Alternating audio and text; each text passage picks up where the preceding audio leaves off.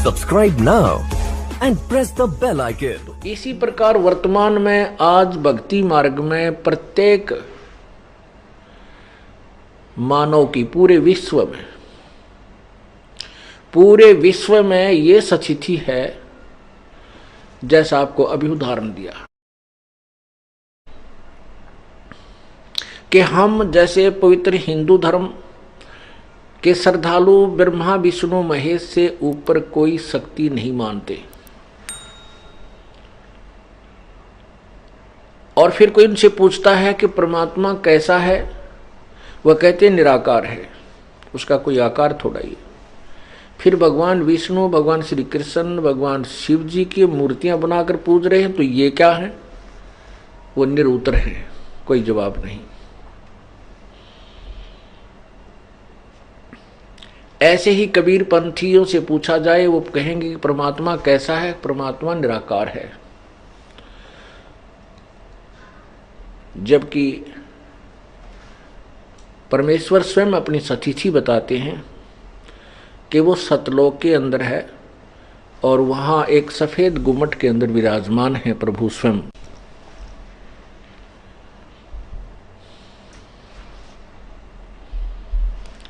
इसी प्रकार पवित्र सिख समाज से पूछिए,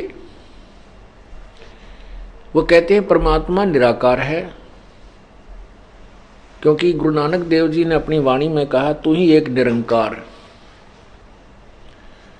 और नानक साहब जी ने अपने जीवन काल में, जो पहले वो पवित्र हिंदू धर्म में जन्मे थे और ब्रजलाल पांडे से गीता, श्रीमद् भगवत गीता का पाठ किया करते थे, सुना करते थे, पढ़ते थे गीता जी को, इसलिए उन्होंने उस लोकवेद के आधार पर ब्रजलाल पांडे से सुनी हुई बातों के और एक हिंदू समाज के अंदर कॉमन धारणा होने के कारण के परमात्मा तो निराकार है, और फिर भी श्री विष्णु जी के पुजारी थे, तो वो वाणी भी लिखी हुई है। जब उसके बाद परमात्मा का साक्षात्कार हुआ, पूर्ण ब्रह्म उनको मिले, बेई नदी पर आकर के उनको दर्शन दिए, फिर सचखंड लेकर गए। उसके बाद नानक साहब ने पूरी श्रीमद् भगवत गीता में से 7 श्लोक सिलेक्ट किए थे, और उन 7 श्लोकों का जवाब जगह जगह जाकर पांडे लोगों से पूछा करते थे, ब्राह्मणों से, कि वो तत्वदर्शी संत, चौथे अध्याय के 34वें श्लोक में लिखा है, वो तत्वदर्शी संत की खोज कर तत्वदर्शी संत की पहचान बताओ। क्योंकि गीता ज्ञान दाता तो अपने ज्ञान से अलग कोई ज्ञान बता रहा है, वो कौन ज्ञान है? गीता जी के अध्याय नंबर 18 के श्लोक 62 में कहा है कि तू सर्वभाव से उस परमेश्वर की शरण में जा, उसकी कृपा से तू परम शांति और शाश्वत स्थानीय सचखंड को प्राप्त होगा। वो परमात्मा कौन है? इस तरह के 7 श्लोक उन्होंने सिलेक्ट किए थे, जिसका जवाब किसी के पास नहीं था। फिर भी उनकी बात को किसी ने स्वीकार नहीं किया, क्योंकि उस समय नानक साहब के अनुयायी बहुत ही नाम मात्र थे। ऐसे ही पवित्र मुसलमान धर्म में पूछिएगा परमात्मा कैसा है? अल्लाह बेचून है, बेचून मन निराकार। ऐसे पवित्र ईसाई धर्म के किसी श्रद्धालु से पूछिए कि अल्लाह गॉड कैसा है? गॉड इज फॉर्मलेस, निराकार। जबकि पवित्र बाइबल उत्पत्ति ग्रंथ में स्पष्ट किया है कि प्रभु ने 6 दिन में सृष्टि रची, और 6ठे दिन उसने कहा कि मैं मनुष्य को अपने स्वरूप के अनुसार उत्पन्न करूंगा। और परमात्मा ने मनुष्य को अपने स्वरूप के अनुसार उत्पन्न किया, नर और नारी करके उनकी सृष्टि की। तो फिर भगवान कैसा हुआ? परमात्मा भी नराकार हुआ, मनुष्य जैसे आकार का। देखिएगा,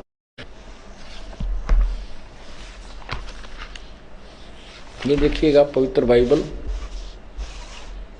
संपूर्ण जीवन अध्ययन बाइबल, ऊपर नहीं है इसका, यहीं से है सारा कुछ। अब आगे देखिएगा,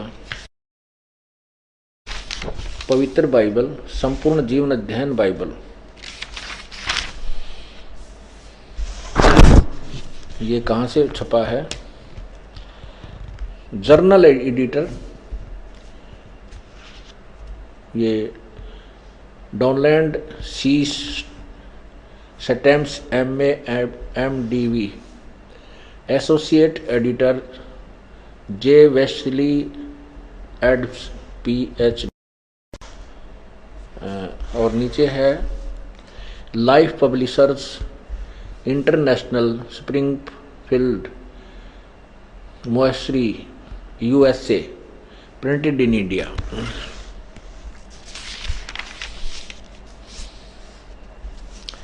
पवित्र बाइबल संपूर्ण जीवन अध्ययन, यहाँ प्रबंधक संपादक डेविड स्टुअर्ट, अंग्रेजी प्रधान संपादक डोनाल्ड सी स्टाम्स MAMDV, संयुक्त संपादक जे वेस्ले आदम्स PhD, संपादकीय समिति स्टानली M हॉर्टन THD अध्यक्ष, आदि आदि। ये सारा इनका लिस्ट लिया। Full life study Bible, life Publishers international. अच्छा, इसके देखना ये देखिएगा, आरंभ यहाँ से होता है, ये स्टार्ट है।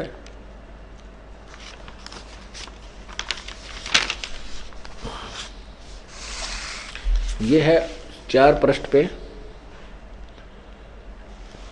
ये जेनेसिस 1, ये पृष्ठ नंबर 4, उत्पत्ति, आरंभ यहां से होता है।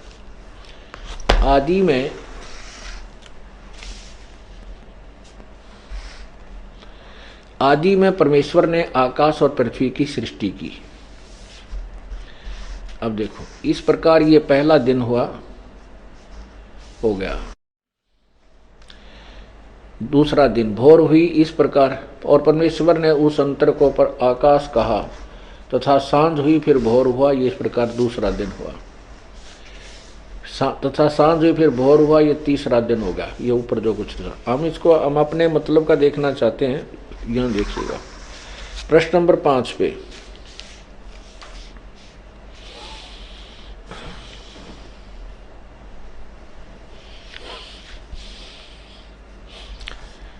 ये 5वां दिन देखें, प्रश्न नंबर 5 पे, जेनेसिस 1 और 2, इसमें लिखा है इस प्रकार ये 5वां दिन होगा। अब 6ठा दिन यहां से होता। फिर परमेश्वर ने कहा, पृथ्वी से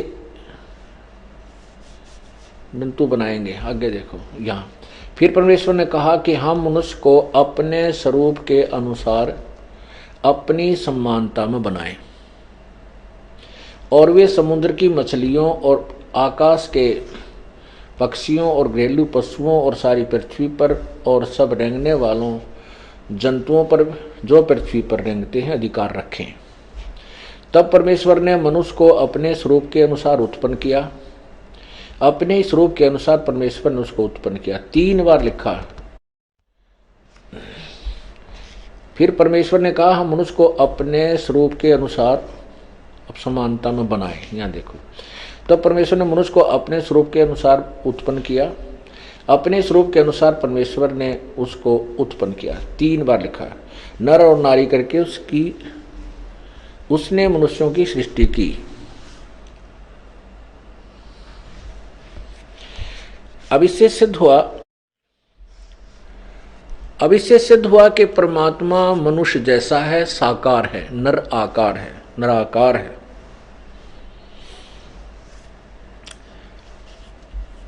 आगे देखना, फिर 7वें दिन, ये 6ठा दिन हो गया। इस प्रकार फिर परमेश्वर ने क्या कहा,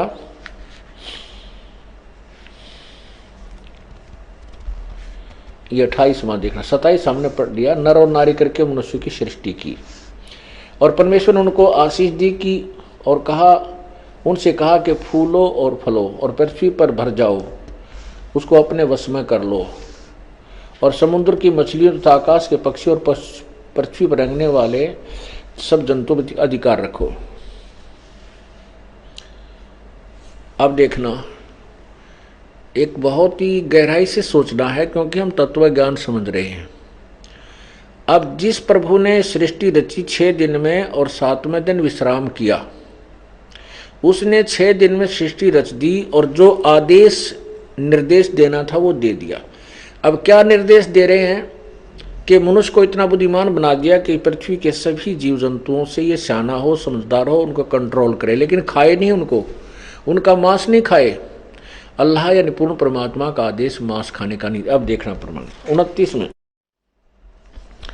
ये 28 आपने पढ़ा। 29 में फिर परमेश्वर ने उनसे कहा, मनुष्यों से, और सुनो, जितने बीज वाले छोटे छोटे पेड़ और सारी पृथ्वी के ऊपर हैं, पेड़, छोटे छोटे पेड़ सारी पृथ्वी के ऊपर हैं, और जितने वृक्षों में बीज वाले फल होते हैं, वे सब मैंने तुमको दिए हैं, वे तुम्हारे भोजन के लिए हैं। परमात्मा ने कहीं भी मनुष्य को मांस खाने का आदेश नहीं दिया। ये है पूर्ण परमात्मा का संदेश, निर्देश, आदेश।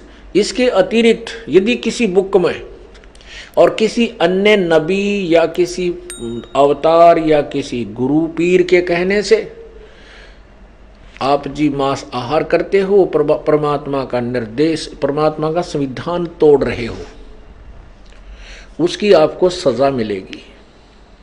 कैसे मिलेगी? कि परमात्मा का, जैसे राजा का, हमारे हिंदुस्तान का संविधान है कि कोई किसी की हत्या करेगा मनुष्य की, तो उसको सजाए मौत या 20 साल की सजा होगी। ये नियम है राजा का।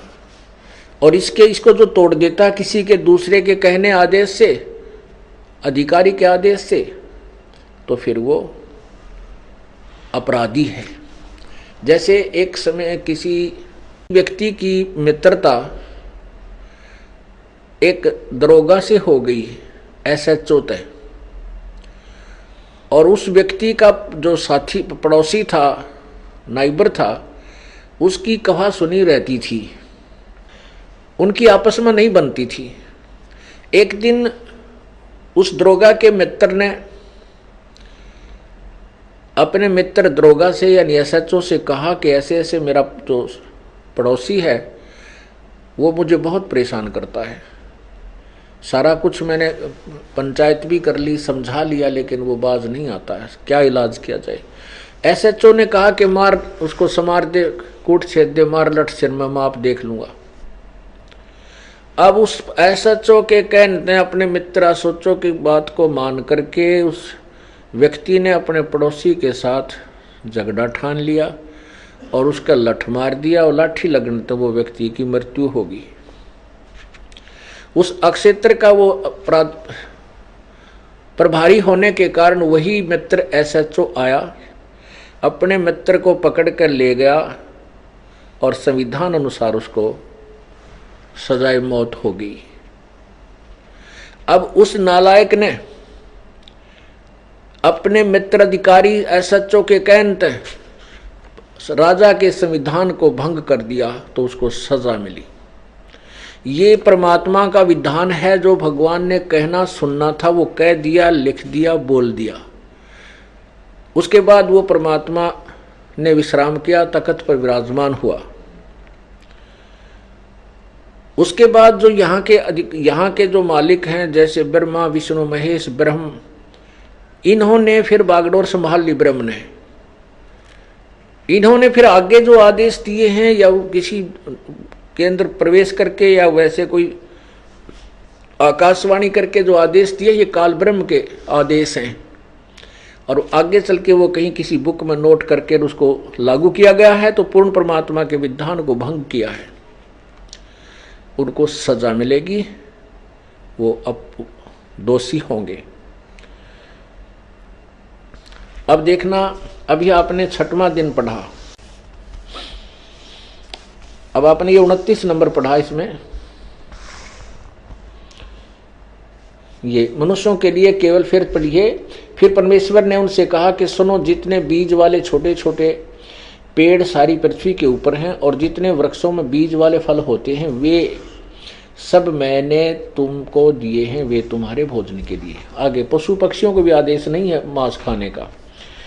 और जितने पृथ्वी के पशु और आकाश के पक्षी और पृथ्वी पर रेंगने वाले जंतु हैं जिनमें जीवन का प्राण है, उन सब के खाने के लिए मैंने सब हरे हरे छोटे पेड़ दिए हैं, और वैसा ही होगा। तब परमेश्वर ने जो कुछ बनाया था वो देखा, वो अच्छा लगा, तथा सांझ हुई फिर भोर हुआ। इस प्रकार ये 6वां दिन हो गया। अब और परमेश्वर ने अपना काम जिसे वह करता था 7वें दिन समाप्त किया। उसने अपने किए हुए काम से 7वें दिन विश्राम किया।